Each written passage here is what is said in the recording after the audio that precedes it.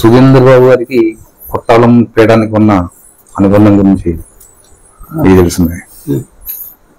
ఆ విషయంలోకి వెళ్తే అమ్మగారి పాదపద్మాలకి, గురువు గారు బాబు గారి పాదపద్మాలకి నమస్కారాలు చేసుకుంటూ శరణ వేడుకుంటూ సుబ్రహ్మణ్య భుజంగ స్తోత్రంలోని మొదటి శ్లోకం సదా బాల రూపాభి విఘ్నాద్రిహంత్రి మహాదంతి వక్త్రాభి పంచాస్యమాన్య విధీంద్రాది ముఖ్య గణేశావిధామే విదత్తాంత్రియం కాపి కళ్యాణం. కొండంత విఘ్నాల్ని కూడా హరించగల శక్తి గణేశుడికి ఉంది. బాలస్వరూపుడు గణేశుడు. ఒక అమ్మకి వినాయకుడికి ఉన్న ఈ బాలస్వరూపాలు అవే మనకి ప్రత్యేకంగా ఎలాంటి విఘ్నాలు తొలగాలన్నా ప్రతి కార్యానికి ముందర వారిని స్మరించుకోవాలి. అమ్మగారిని మహాగణపతిగా చెప్పారు గురువులు. అందుకని పూజ్యాయ అచ్యుతనామ రూపాయ తారకనామ మంత్ర ప్రబోధితాయ భక్తజన వత్సల కల్పవృక్షాయ సద్గురు దిగంబరాయ మూలరామాయ నమామిహ. బాబు గారి విషయం ప్రారంభించుకుంటున్నాం. ఎన్నో విషయాలు చెప్పుకుంటూ ఉన్నా కానీ ఎన్నో విషయాలు ఉన్నాయి. ఇక్కడ విషయం కొట్టాలం పీఠాధిపతి గారి గురించి సోదరులు శ్రీనివాస్ గారు గుర్తు చేయడం జరిగింది. అది ప్రకాశం జిల్లా నూనెవారిపాలెం. అక్కడ బాపనయ్య సీతమ్మ దంపతులకి ఉదయించారు ఒక మహానుభావులు. అప్పట్లో సామాన్యంగా వారు జన్మ తీసుకుని భూమి మీదకి రావడం జరిగింది. బాల్యం నుంచే విషయాలు అవగతంలోకి రావు కదా. వారి బంధువులే సంతానం లేని కారణంగా ఆ బాబుని మాకు ఇమ్మని చెప్పి వారి బంధువుల దంపతులు ఈ బాబుని తీసుకుని పెంచడం జరిగింది. వీరు దినదినాభివృద్ధి జరిగే కొద్దీ వీరికి ఆధ్యాత్మిక భారత భాగవతాది విషయాలందు కూడా ఈయనకి మక్కువ కలిగి చిన్నప్పటినే వీటన్నిటినీ అవగతం చేసుకున్న మహానుభావులు వీరు. అలాగే చదువుకుంటూ పెరిగి పెద్దవారు అయ్యే కొద్దీ కూడా వయసు రాగానే వివాహం చేయడం ధర్మం కదా, వివాహం చేస్తారు తల్లిదండ్రులు. తదుపరి ఈయనకి సంతానం కలుగుతుంది. ఒక మగబిడ్డ, 2 ఆడవాళ్ళు. వారి జీవిత పోషణం కోసం రాజమండ్రికి వచ్చి ఇక్కడ చిన్న ఉద్యోగం చేసి గడుపుతూ ఉండేవారు. కానీ ఈయన ధ్యాస అంతా కూడా దేవాలయాలు, పరమాత్ముడు, మహాగురువులు ఇటుపక్కే వారి లోపల ప్రేరణ జరుగుతూ ఉండేది. ఇలాంటి ప్రేరణతో ఆయన తన సంకల్పాలని నిలదొక్కుంటూ ముందడుగు వేయటం జరిగింది. ఆ ముందడుగులో విషయం ఏంటంటే సంసారం కాదు, భార్య కాదు, బిడ్డలు కాదు, వీరందరూ కూడా కలిసి జీవిస్తూ ఉంటారు. కానీ నీటి ప్రవాహంలో వస్తూ ఉంటాయి, కలిసి ప్రవహిస్తూ ఉంటాయి, అవి విడిపోతూ ఉంటాయి అని ప్రేరణ. తర్వాత ఈ దేహం కాదు, ఇంద్రియాలు కాదు, ఈ ప్రాపంచికం కాదు, అసలు ఆత్మస్వరూపం, దాన్ని అన్నిటినీ కూడా కప్పేసుకుని ఉన్నాయి అర్షడ్వర్గాలు కూడా. దీన్ని ఛేదించుకుంటూ మనం ఎదురుకు వెళ్ళవలసి ఉంటుంది అని చెప్పి శుభతరణం ఆయనలో ప్రేరణ కలిగించినందువల్ల ఎక్కడైనా జీవించవచ్చు. ఈ భారతదేశంలో దేనికి లోటు అనేది ఉండదు. వస్త్రాలకు కానీ, ఆహారానికి కానీ, ఒక గుడి దగ్గరికి వెళ్తే ప్రసాదం పెడతారు. విశ్రాంతి తీసుకోవాలంటే ఆశ్రమాలు ఉంటాయి. తర్వాత భగవంతుడి గుడికి సంబంధించి సత్రవులు ఉంటాయి. జీవనం ఎక్కడైనా గడుస్తుంది అనే నిర్దేశం ఆయనలో ముందడుగు వేయించింది. అలాగా రాజమండ్రి నుంచి బయలుదేరి ఎన్నో ప్రదేశాలు, తీర్థాలు దర్శించుకుంటూ మనకి ప్రశాంతత కలిగిన చోట ధ్యానం చేసుకుంటూ నైమిసారణ్యం చేరారు. నైమిసారణ్యంలో ఆయన పొందిన అనుభూతి, ఎందుకంటే వ్యాసుల వారు అక్కడ ఉండడం జరిగింది. అక్కడ మహాభారతాన్ని కూడా వారే రాశారు. సనక సనందనాథులు వీరందరూ కూడా అక్కడ ఉన్నటువంటి ఉపన్యాసాలు ఇచ్చినటువంటి ప్రదేశం. నైమిసారణ్యం గురించి అందరికీ తెలిసిందే, మహా గొప్ప విశేషమైన ప్రదేశం. ప్రతి పురాణంలో కూడా నైమిసారణ్యం గురించి, దాని విశేషాల గురించి అందరికీ తెలియజేస్తున్నారు. అన్ని పురాణాల నుంచి కూడా ఆ కథనం మనకు తెలిసే ఉంది. అక్కడ ఆదిశంకర్లు లలితాదేవిని శక్తిపీఠంగా ఆరాధించి ఆ దర్శనాన్ని పొందినటువంటి ప్రదేశం, చాలా గొప్ప ప్రదేశం. అక్కడ నుంచి వీరికి బయలుదేరి హిమాలయాలు చేరాలన్న విషయం ప్రేరణ కలిగి అక్కడి నుంచి బయలుదేరుతున్న పరిస్థితుల్లో ఒక విచిత్రమైన వ్యక్తి ఈయనకి పరిచయం అవటం జరిగింది. ఆ వ్యక్తి పొట్టిగా లావుగా ఉంటారు, దేహం నిండా రోమాలు విపరీతంగా ఉంటాయి. కనిపించడానికి మనిషి శరీరంలో ఉన్నా కానీ ఎలుగుబంటి రూపం ఎలా ఉంటుందో ఆ రకంగా ఉంటుంది. ఆయన తెలుగులో పద్యాలవి పాడుకుంటూ ఇటు అటు కొండగుట్టల మధ్య నడుచుకుంటూ వెళ్తున్నారు. అలాంటి ఆయన్ని ఈయన పలకరించారు. ఈ పలకరించడంతో నాయన అని మాట్లాడి ఈయనకి ఏ ఉత్సాహం కలిగిందో ఆయనతో పాటే ఉంటూ ఆయనకి సేవ చేసుకుంటూ ఆయనతోనే గడిపారు. ఆయన పేరు వెంకటాచలం. ఆయన కొన్ని వేల సంవత్సరాలుగా ఈ కొండగుట్టల మధ్య ఉంటూ ఎలాంటి విష జంతువులు ఈయనేమీ చేసేవి కాదు. ఆ కొండల మధ్య విశ్రాంతి తీసుకుంటూ వందల సంవత్సరాలు గడిపిన ఆయన రోజుల పాటు ధ్యానంలోనే ఉండిపోయేవారు. ఆయనతో పాటే ఈయన కూడా మసులుకుంటూ ఆయన వెళ్ళిన ప్రతి ప్రదేశానికి నడుస్తూ ఈయన కాళ్ళ నొప్పులు వచ్చినా గానీ ఈయన ఆయనతో మసలటం జరిగింది. ఈయన ఓర్పు సహనాలకి ఆయన ఎంతో అనుగ్రహం పొందారు. అప్పుడు నాయన, నువ్వు నాతో పాటు ఇంతకాలంగా ఉన్నావు, నీకు అర్హత కలిగింది. నాకు వ్యాస శిష్యులైనటువంటి సుమంతుల వారి ద్వారా నాకు ఈ కొండగుట్టల మధ్య కూడా నడవగల శక్తి, ధీరత, ఆహారం కోసం ప్రేరణ లేని పరిస్థితి, ఇవన్నీ కూడా నాకు సంభవించిన పరిస్థితి. నీకు ఆ అధర్వణ మంత్రాన్ని నీకు నేను అనుగ్రహిస్తాను నాయన అని చెప్పి వీరికి ఆ మంత్రాన్ని అనుగ్రహించి, మరొక విషయం నాయన, నాకు అవసాన కాలం దాపరించింది. ప్రతి వ్యక్తికి అది సత్యం కదా. నా అవసాన కాలం తర్వాత నువ్వు నాకు చేయవలసిన అంత్యక్రియలు చేసి నువ్వు ఎదరకు వెళ్ళి నీకెన్నో సిద్ధులు నీలో ప్రేరణ కలుగుతాయి, నీకు పెట్టిన పరీక్షలో నువ్వు గెలిచావు అని చెప్పి ఆయన ఆశీర్వదించడం జరుగుతుంది. అదే క్షణంలో ఆయన ధ్యాననిమగ్నులైన పరిస్థితులు, ఆయన బుద్ధలోకాలకి చేరిన పరిస్థితులు, మనకి ఇచ్చిన ఆదేశం ప్రకారం ఆయన అంత్యక్రియలు జరిపి ఈయనకి అప్పుడు భీష్ముడు వారు గుర్తొచ్చారట. ఈ మాట అనటం, ఇలా జరిగిపోవడం చాలా ఇది కలిగింది అని చెప్పి ఆయన భీష్ముడు వారిని గుర్తు చేసుకున్నట్టుగా కూడా తెలియపరిచారు. అక్కడి నుంచి కైలాస గుహలు చేరాలి, హిమాలయాలు చేరాలి అనే ఆలోచనతో బయలుదేరి వెళ్తున్న పరిస్థితిలో అక్కడ హిమాలయాల దగ్గర గుహలో ఒక అధిపతి అయినటువంటి ఒక సాధు సత్పురుషులు, యోగ సిద్ధులు అయినటువంటి అచ్యుతానంద సరస్వతి స్వామి అక్కడ అధ్యక్షులుగా ఉంటూ లోకరక్షణ కార్యక్రమాన్ని జరుపుతున్నారు. వారి దగ్గరికి విశుద్ధానంద స్వామి, ఇంకో విమలానంద సరస్వతి, వీరిద్దరు కూడా రావడం జరిగితే వీరిని చూపెట్టారు. ఈ సరస్వతి వారి వీరిని చూపెట్టి వీరితో పాటు నువ్వు గడుపుతూ ఉందని చెప్పి వీరికి అనుజ్ఞ ఇచ్చారు. వారితో పాటు గడుపుతూ ధ్యానం చేసుకుంటూ ఎన్నో విషయాలు సాధనలో ఆయన తెలుసుకోవాల్సిన విషయాలన్నీ కూడా ఆయన నేర్చుకుంటున్న ద్వారా కాంచనగంగ తీరంలో ఈయన తపస్సు చేసుకుంటున్న నిర్జీత సమయంలోనే ఈయనకి తన పూర్వ అనుభూతులు కలిగాయి. తాను ఇదివరకు ఇక్కడే ఉండి ఈ గుహలో సాధన చేస్తున్నట్టుగా, తనలో ఉన్నటువంటి సిద్ధులన్నీ కూడా మళ్ళీ ప్రేరణ అయినట్టుగా ఆయనకి అవగతమయ్యాయి. తదుపరి కాల నిర్ణయం ప్రకారం ధ్యానం చేసిన తర్వాత గురుదేవుల్ని దర్శించడం కలిగింది.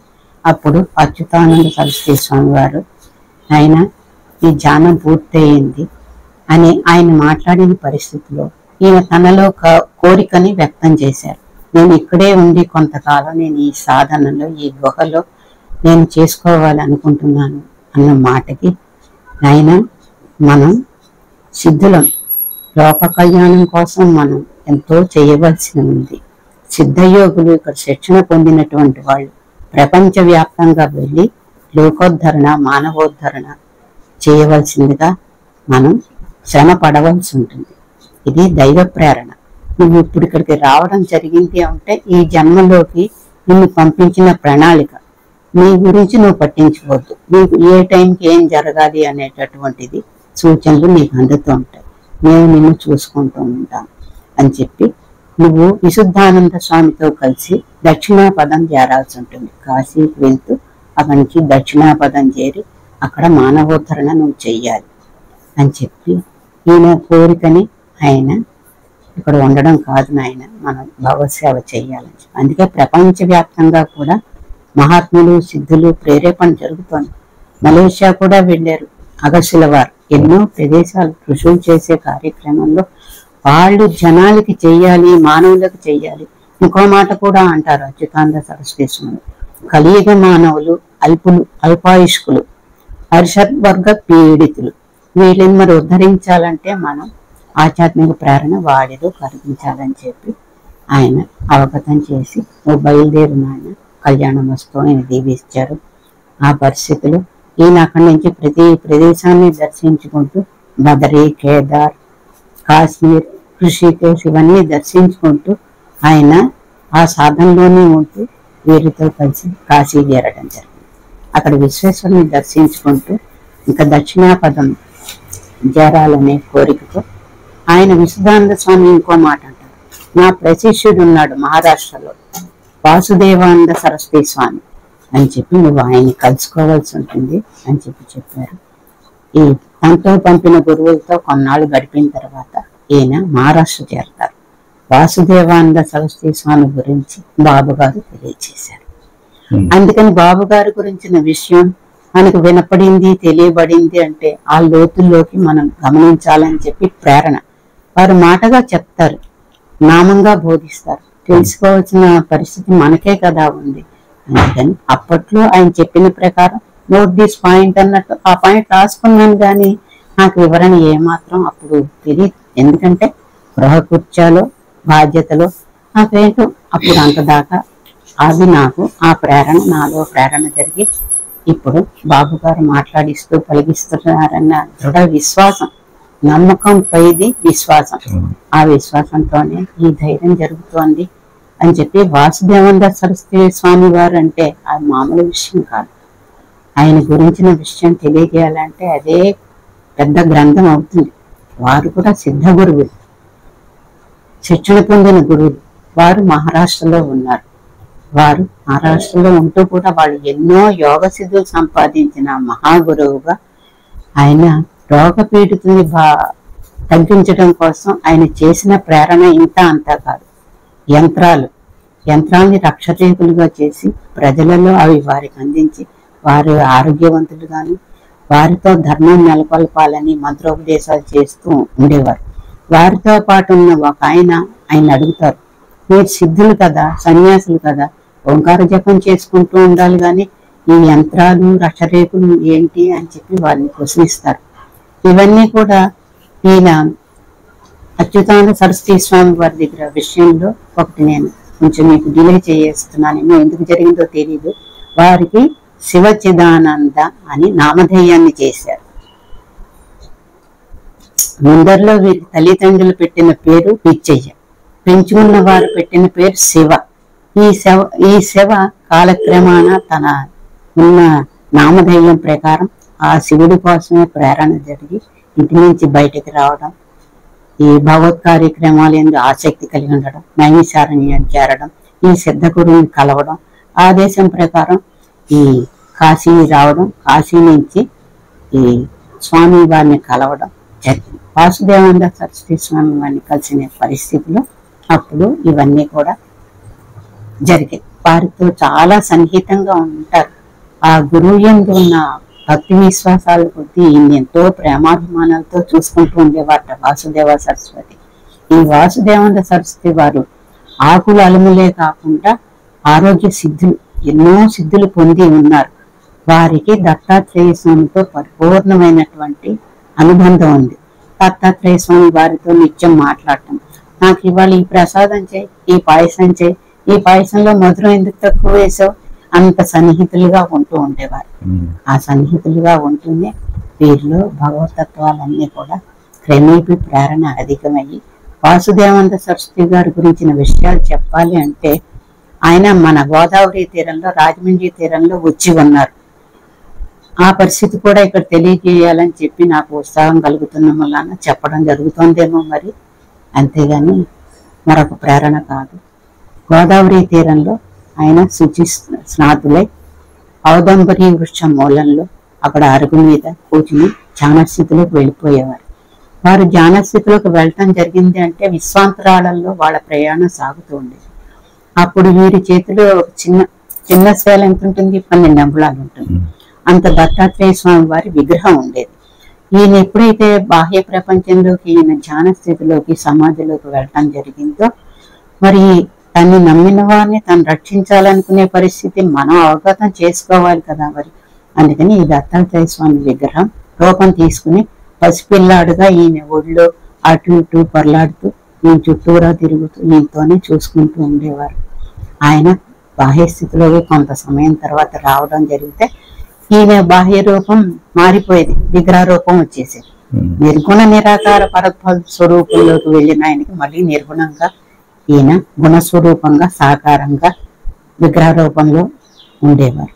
అలా ఆ స్వామి ఇప్పటికీ కూడా మనం ఔదంబరి వృక్షాన్ని చూడొచ్చు. రాజమండ్రి శృంగేరి పీఠం పక్కనే కూడా ఆ మాత పక్కన లోపలికి వెళ్తే అక్కడ కొంచెం అండర్ గ్రౌండ్ లాగా ఉంటుంది. అక్కడ వాసుదేవానంద సరస్వతి వారి విగ్రహాన్ని చూడొచ్చు. దత్తపాదుకులు ఉంటాయి, ఔదంబరి వృక్షం ఉంటుంది. ఇవన్నీ మూలాలు, ముందరి నుంచి ఉన్నటువంటి మూలాలు. ఇప్పుడు మనం చెప్పుకునే విషయం 1800 సంవత్సరం నాటి విషయం. 1800 సంవత్సరంలో జరిగినటువంటి విషయం 1943 దాకా ఈ శివ చైతన్య స్వామి గురించి మనం శివ అన్న పేరు నామధేయం మారింది కనుక శివ చిదానంద స్వామి, ఆయన గురించిన విషయాలు మనం తెలుపుకుంటున్నాం. ఈ వాసుదేవానంద సరస్వతి స్వామి వారి నుంచి వారు షిరిడీ చేరారు. షిరిడీ చేరి షిరిడీ సాయితో ఎంతో అనుబంధంతో ఉంటూ వారి విషయాలు వీరు, వీరి విషయాలు వారు, ఖండయోగ విషయాలన్నీ కూడా తెలియజేసుకుంటూ ఉండేవారు. ఖండయోగ విషయానికి వస్తే మన బాబు గారి గురువులైనటువంటి పంపన్ స్వామి ఖండయోగం గురించి ఆయన తెలియజేశారు. వారు రాత్రి అయ్యేసరికి మునులందరూ కూడా, సిద్ధ గురువులందరూ కూడా అంతే ఇంచుమించు ఆ ఖండయోగం జీవితం ఖండాలుగా, దేహం ఖండాలుగా అవుతుంది. ఉదయం అయ్యేసరికి యథార్థ స్థితికి వారు రావడం జరుగుతుంది అని ఎన్నో విషయాలు వీటన్నిటినీ తెలియజేసుకుంటూ విషయాన్ని బోధిస్తూ బాబు గారు తెలిపిన విషయాలకి ఎంతో అంతరార్థం ఉంటుంది. ఒకసారి అన్నారు నాతో పాటు గడిపినప్పుడు అన్నారు, అమ్మా లైట్ వైట్ అన్నారు. లైట్ ఏంటి, వైట్ ఏంటి, మనం కాసేపు ఆలోచించాలి కదా. మరి లైట్ అంటే జ్యోతి స్వరూపం. జ్యోతికి ఎప్పుడు ఏముంటుంది, ప్రకాశం ఉంటుంది. రెండు వదలవు, రెండిటికి అవినాభావ సంబంధం. లైట్ అంటే నీలో ఉంది, ప్రజ్ఞ అనే లైట్ ఉంది, అది ఎప్పుడు ప్రకాశవంతంగా ఉంది. అందుకే చైతన్యం ఉంది కనుక మన దేహాలు కదలాడుతున్నాయి. లైట్ వైట్ అని చెప్పి మళ్ళీ ఏమన్నారు, అంతటా వాడే, అన్ని తానే వాడే ఉన్నాడు, వాడే వీడు అన్నారు. అంటే తన యొక్క నిజస్వరూపాన్ని ఆయన నిర్దేశించి బయట పెట్టిన సమయం, ఆసన్నమైన పరిస్థితులు ఈ బిడ్డకు తెలియజేయాలనుకున్నారు. ఈ ఇద్దరు బిడ్డలు తన వాళ్ళని చెప్పారు. ఇప్పుడు అమ్మ అని అంటుండేవారు. ఆయన ఈ విషయాన్ని బోధపరిచారు. అలా చెప్తూ పంపన్ స్వామి అన్నారట, మాకు అవసరం ఇది, మేము అప్పటి తరం వాళ్ళం, ఈ ఖండయోగం మేం చెయ్యాలి, ఈ తరం వాళ్ళు చెయ్యక్కర్లేదన్నారు. అంటే బాబుగారు చెయ్యక్కర్లేదన్నారు ఏంటో మనకి తెలీదు. పురోగతి విషయంలో ముందు జరుగుతుందో లేదో అది మనకు అవగతం చేసుకోవాల్సిన విషయం. అది గురువులకే ఆ నిర్దేశం, మనం వదిలిపెట్టి ఉండాల్సింది, మనకి తెలియదు. అలాగా ఈ షిరిడీ సాయి దగ్గర ఎన్నో విషయాలు ఇలా జరుపుకుంటూ మరి ఇక్కడి నుంచి ఇంకా దక్షిణాపదం చేరాలి కదా. అక్కడి నుంచి మూకాంబికాదేవిని దర్శించాలి. ఆ ప్రయాణం సలుపుతూ ప్రతి చోట ఆయన ధ్యాన నిమిత్తులై ఉండేవారు. ప్రేరణ అంతా అదే, సిద్ధత్వం అంతా అదే. అందుకని వారు మూకాంబికాదేవి పట్టణం చేరేసరికి చీకటి పడుతుంది. అప్పుడు అమ్మని ప్రార్థిస్తారు, అమ్మ చీకటి పడింది, మార్గం ఎటో నాకు మరి అవగతం కావాలి కదా. అంటే మూకాంబికాదేవి రూపం తీసుకుని రావడం, రాత్రి తెల్లవార్లు ఈయనతో మాట్లాడడం, ఈయనకి ఫలాలు అందించడం, అంతే. వెలుతురు వస్తుంది, అమ్మ అదృశ్యం అయిపోయారు. ఈయన అక్కడికి చేరి అమ్మ దర్శనం పొంది అక్కడి నుంచి రమణులు ఉండేటటువంటి ఆశ్రమానికి వచ్చారు. అరుణాచలం వచ్చిన తర్వాత రమణులు ఉన్నారు. రమణులు ఉండేటటువంటి పర్వత గుహ పక్కన ఇంకో గుహల్లో ఉండి కొన్నాళ్ళు సాధన చేసి ఎన్నో అనుభూతులు పొంది ఆనందాన్ని నింపు ఉన్నటువంటి వారిగా. తర్వాత అంబా సముద్రం అని ఉంటుంది, ఆ తీరం కర్ణాటక ప్రదేశం కదా, మహోన్నత ప్రదేశాలు ఉండేవి.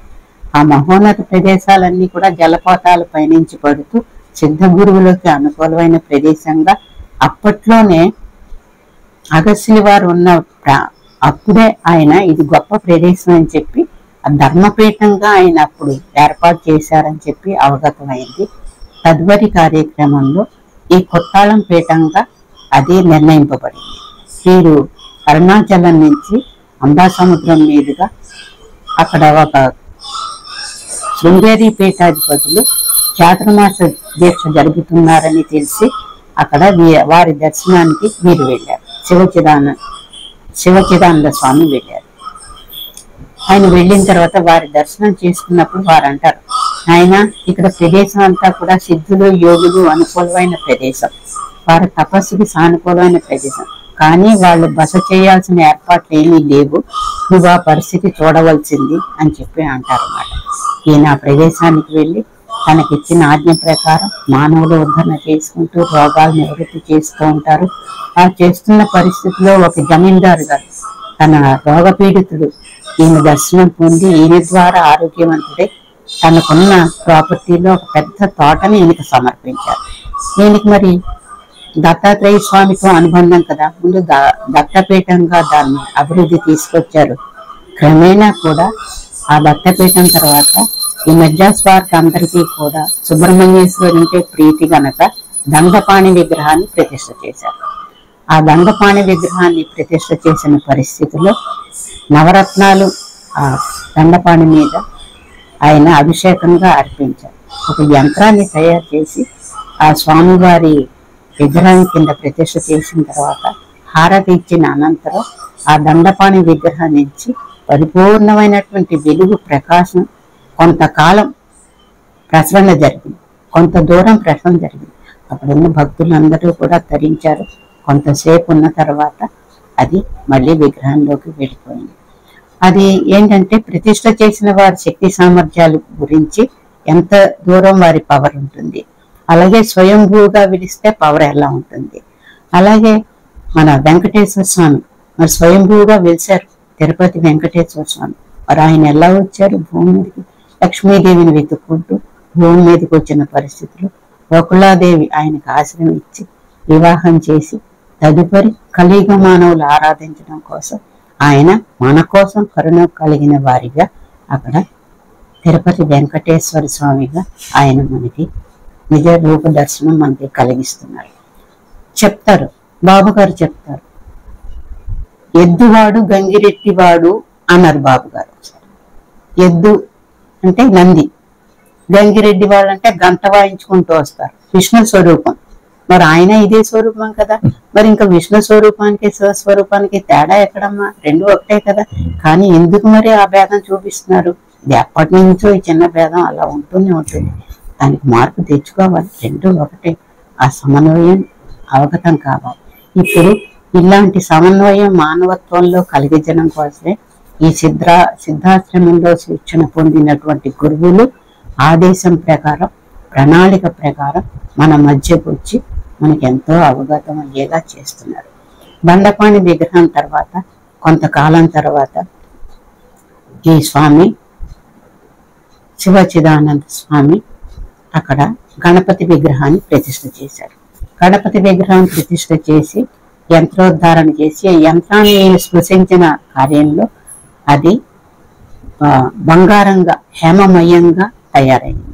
ఆయన సిద్ధత్వం అంతా కూడా బయటపడుతోంది, ఈయనకి ఎన్ని శక్తులు ఉన్నాయి అనేటటువంటిది. అప్పుడు గణేష్ దగ్గర ఆ ప్రతిష్ఠ జరిగిన తర్వాత ఆ గణేశుడి నుంచి ఒక శబ్దం బయటకు వస్తుంది. ఏంటి శబ్దం, ఏంటి శబ్దం, ఎక్కడి నుంచి ఏ లోహంతో అన్నా తయారు చేశారా?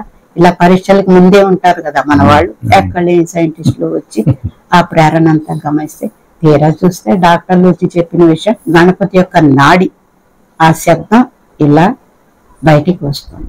అంటే ఆయన పవర్ ఎంత ఉంటుంది, అక్కడికి వెళ్తే ఎన్ని సక్రమమైన కార్యక్రమాలు జరుగుతాయి, ఎన్ని అనుభూతులు కలుగుతాయి, ఎంత అనుగ్రహం కలుగుతుంది.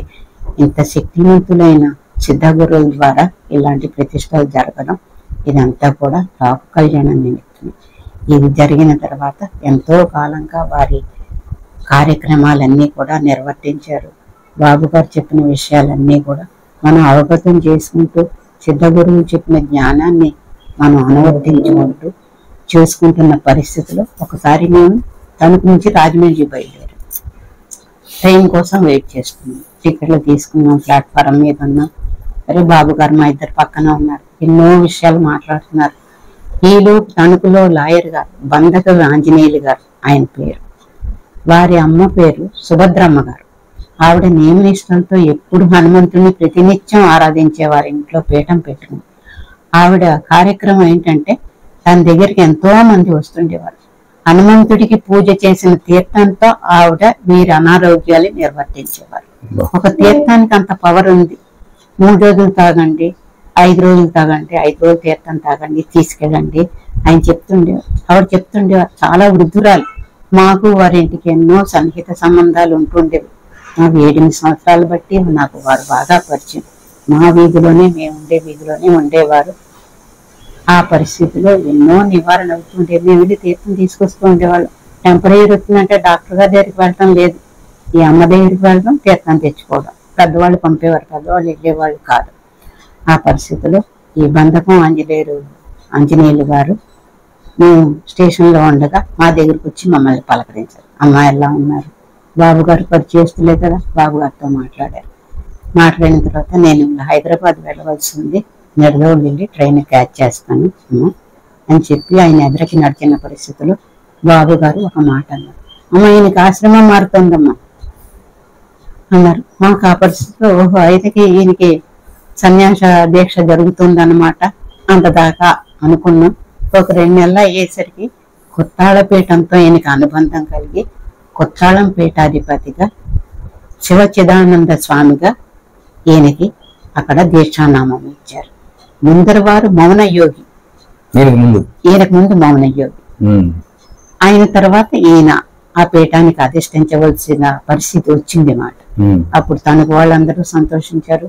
తర్వాత ఆయన పీఠం ఎక్కిన తర్వాత ఆ పీఠానికి ఉన్న సమస్యలన్నీ కూడా ఈయన నిర్వర్తించి ఎంతో మహిమలు ఈయనకి సిద్ధులు పీఠం ఎక్కేసరికి ఎన్నో అవగతం వస్తాయి. అది పూర్వజన్మ సుకృతం. వారు కూడా పూర్వజన్మలో సిద్ధియోగులు అయ్యి ఉండవచ్చు. తర్వాత ఒకసారి తణుకు కొవ్వూరు రావడం జరిగింది. కొవ్వూరులో వారిని మేము కలుసుకోవడం, ఆయన స్పీచ్ ఏర్పాటు చేశారు ఫ్యాక్టరీ క్లబ్ లో.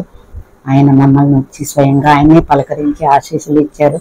అలాగే ఈ కుట్టాలం బ్రాంచ్ వైజాగ్ లో కూడా ఉంది, ఇంకా 2-3 చోట్ల కూడా ఉన్నాయి. అక్కడ వీరు ఉంటూ కూడా ఎన్నో పీఠ కార్యక్రమాలు. తర్వాత అంత ముందున్న మౌనస్వామి గారు ఎన్నో ఆయనకి శంకరాచార్యులు వారు అమ్మ స్తోత్రాలు చేసినట్టుగానే వైష్ణవీ దేవతల ప్రతిష్టలు కూడా మౌనస్వామి బండపాణి విగ్రహం ప్రతిష్ఠ చేసినట్టు, గణేశం చేసినట్టు, సీతారాములు, రాధాకృష్ణులు ఇలా ఎన్నో విగ్రహ ప్రతిష్టలు చేశారు. తదుపరి ఈయన కూడా చేశారు. ఈయన తర్వాత ప్రస్తుతం ఉన్నటువంటి వారు సిద్ధేశ్వరానంద భారతీ స్వామి, గుంటూరు. ఆయన కూడా సామాన్యులు కాదు. చిన్నప్పటి నుంచి కూడా ఆయనకి సన్యాస దీక్ష వైపు అవగతం అయినటువంటి. ఎప్పుడు సన్యాసం తీసుకుందామా అని ఆయనకు చాలా కోరుకుండేది. తల్లిదండ్రులు పర్మిషన్ కావాలి కదా, వాళ్ళు తృప్తి పడిన తర్వాత అని చెప్పి కొంచెం కాలయాపన జరిగింది. తర్వాత శివచిదానంద స్వామిని కలుసుకున్నారు కుర్తాళంలో. కలుసుకుని నాకు సన్యాస దీక్ష అంటే చాలా ఇష్టం స్వామి అంటారు.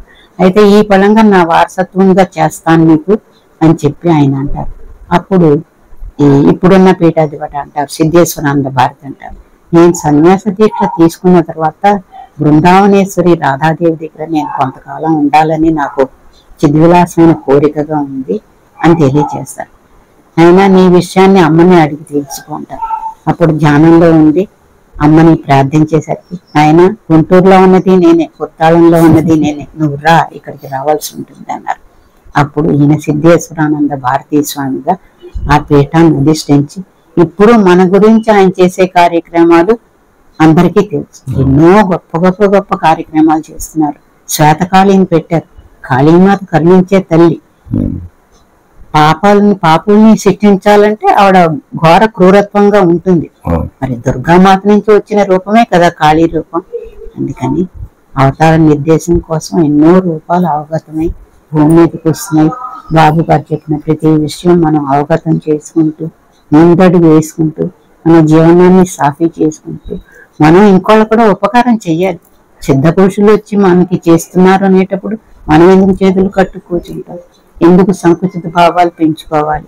విశాలత్వం పెంచుకోవాలి, మనసును నిర్మలత్వం చేసుకోవాలి, బంధన నుంచి విడిపడాలి. అన్నీ ఉన్నాయి, అందరికీ ఉన్నాయి సంసార బంధాలు.